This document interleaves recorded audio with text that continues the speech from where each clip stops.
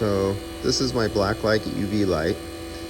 This is a cheap aftermarket condenser from China from a body shop.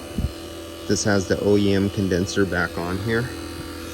And this one was only a few years old, but if you could see, look at all the spots all over the place. So this is one of the things. Yeah, it was a cheap condenser when they put it on, because most likely the insurance company says you cannot use OEM because it costs more. But this is what happens in a couple years. And now it's a couple years later, and the customer has to pay several $100s to have this replaced, because the insurance company said, use the cheap aftermarket like OEM. It meets or exceeds quality. Look, we have little pieces of toilet paper with certifications on it saying it was tested, and it is just as good as OEM, but cheaper.